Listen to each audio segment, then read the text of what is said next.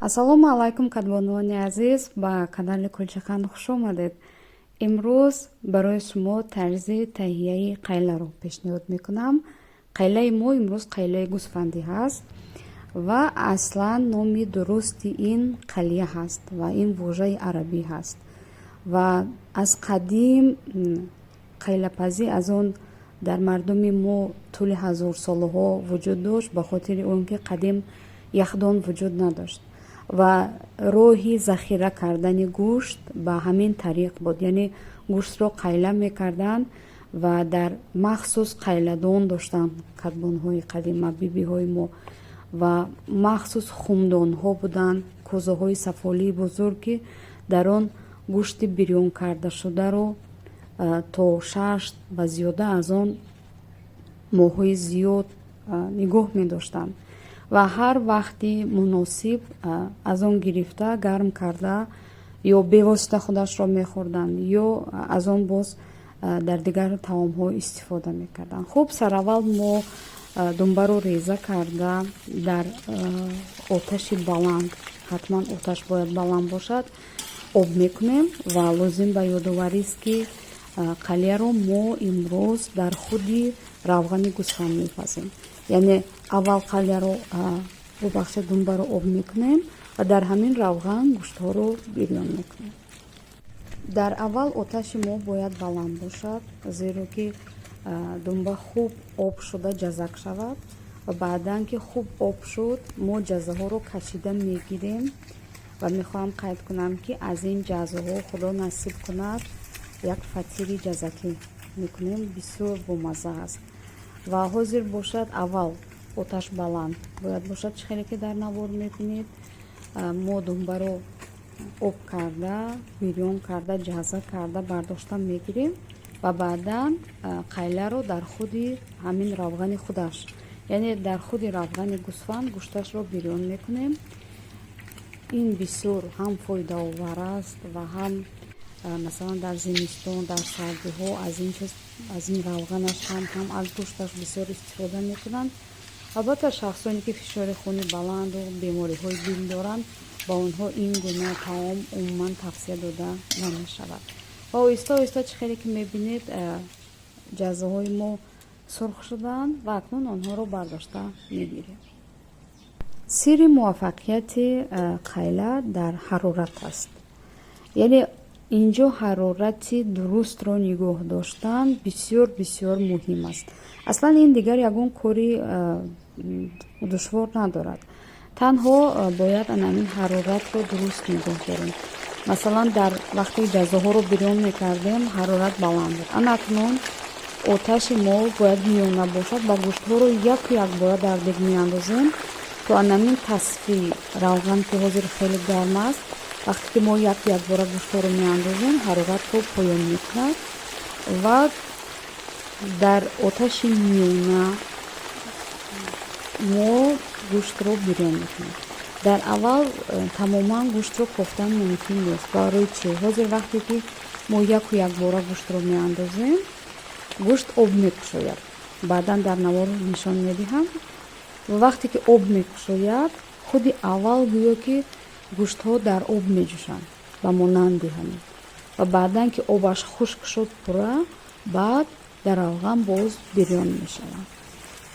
барои ҳамин дар аввал кофтан тамоман мумкин нест ва танҳо масалан ман каме онҳое ки дар болотар ҳастанд зер мекунам то хуб ба дохили равған раванд ва оташи мо ҳозир миёна ҳаст ва мегузорем як соат, тақрибан як соат дар оташи миёна гӯштҳо пухта шаванд. ва ҳозир агар мо ба дегамон нигоҳ кунем, аллакай бинед равған хира шуд, яъне гӯштҳо об бароварда истоданд ва оташи мо миёна ҳаст ва аввал марҳилаи аввал то замоне ки оби гӯшт хушк нашудааст, оташи мо аввал миёна ҳаст ва ҳозир ба шумо ман ҳамин лаҳзаро нишон медиҳам, шумо худатон бубинед.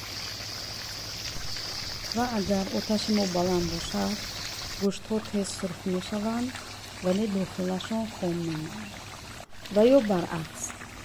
ҳозир мана бубинед хел обаш хира шудааст ва ҳозир мо то замоне ки пурра ана ҳамин об хушк шавад ва акнун бубинед пурра обаш хушк шуд ва равғани софу пок монд.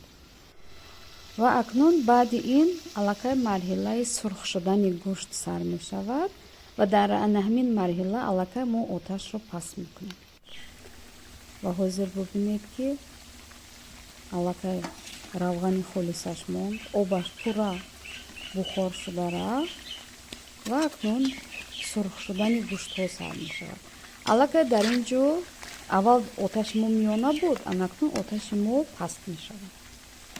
як кундаи хурдакакро ман мондам ва дарунашро анакнун тагуру мекунем. Вақти кофтанаш расид тагуру мекунем то ҳамаи гӯштҳо як хел баробар сурх шаванд.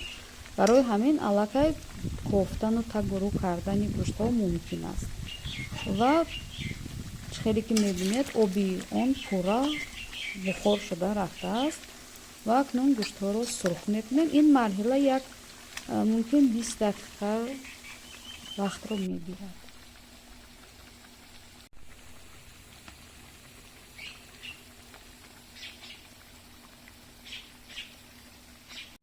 хеле ки мебинед оташ паст аст, гӯштҳо сурх шуда истодаанд ва дар гирди дег каме равған каф кардааст. ана ҳамин кафҳои равғанро ҳам тоза карда мегирем, барое ки вақте ки қайларо дар сатил рехта нигоҳ медорем, ана ҳамин кафҳо, ана ҳаминҳо баъд дар рӯяш меистанд ва сифати қайла бад мешавад. барои ҳамин ҳатман ана ҳамин чизе ки мебинед, ана ҳамин кафҳоро аз рӯи равған гирифтан дар кор аст.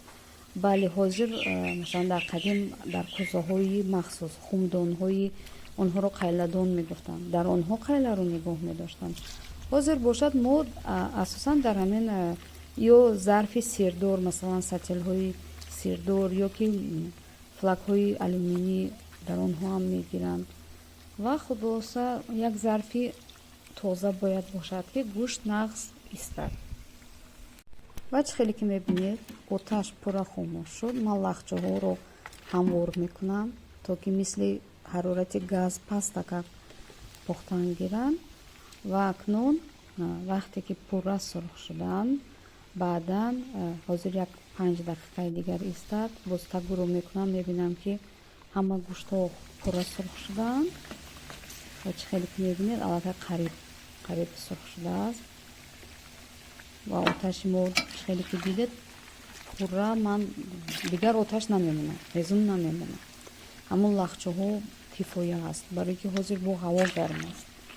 чӣ хеле ки дар боло гуфта гузаштам, муҳим дар қайлапазӣ ин ҳарорат аст.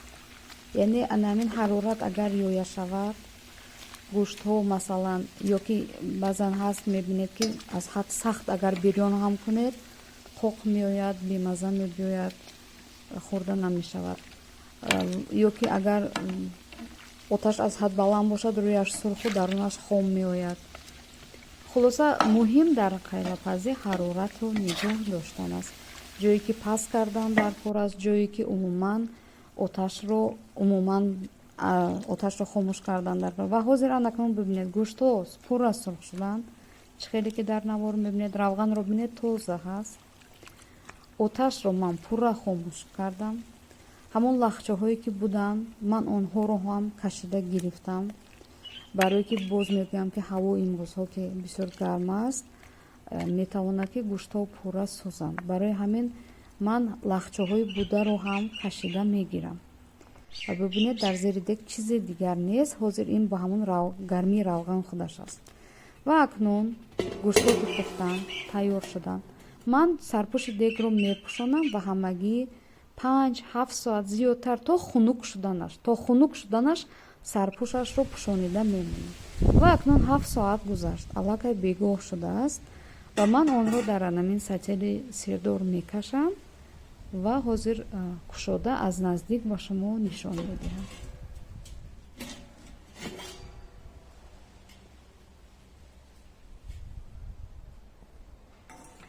7 соат гузаштааст, вале ҳоло ҳам равғанаш гарм ҳаст, гӯштҳо гарм ҳастанд. Албатта аз он ҳарорате ки буд хеле поён рафтааст, вале то ҳолам баъди 7 соатам ҳоло ҳам қайла гарм аст. Ва акнун ман ҳозир аз наздик мехоҳам ба шумо нишон бидиҳам. Шумо худатон бубинед ки гӯштҳо хуб пухта шудаанд. Равғани мо поку тоза ҳаст, соф аст. бубинед гӯштҳо як ранг баробар, бинед ҳама як хел сурх шудаанд ва гӯштҳо ҳам қадар мулоим шудаанд ки ҳатто вақте бубинед бо кафгир гирифтан аллакай гӯшт аз ду булак мешавад. яъне хуб пухта шудаанд. ҳам дарунаш ҳам рӯяш сурх аст. ва аввал гӯштҳоро кашида мегирам ва баъд равғанашро аз болояш. ва бояд қоидаи нигоҳдории қайла ҳам ҳамин аст ки равған бояд аз рӯи гӯштҳо истад ва гӯштҳоро пӯшонида истад ва ҳамин боис мешавад ки қайла моҳҳои зиёд нигоҳ дошта мешавад. ҳар вақте ки зарур ҳаст, худи қайларо бевосита гарм карда аз рӯяш пиёзу кабутӣ мекунед, хеле хушмазза аст. онро дар таомҳо истифода кардан мумкин аст. онро гарм карда масалан ба пеши меҳмон ҳам мондан мумкин аст то вақте ки масалан таоми шумо омода мешавад. аз он мо таоми субҳонаи хеле олӣ бо номи қайлабад дорем. худо насиб кунад омода карданашро нишон медиҳам. хулоса дар ҳар мавридҳои зарурӣ аз он истифода метавонед кунед. ва чӣ хеле ки мебинед равған дар рӯи гӯштҳо ҳаст. гӯштҳоро пурра пӯшонидааст ва сарпӯшашро пӯшонида дар ҷойи салқин мемонам ва ин ҷазоҳояшро ҳам аз онҳо фатир карда мешавад, дар дигар корҳо ҳам истифода карда мешавад. ва хуб қайла ва ҷазоҳои мо тайёр шуданд. умедворам ин дастур барои шумо муфид буд ва то видеои дигар, дастури таомҳои дигар. худо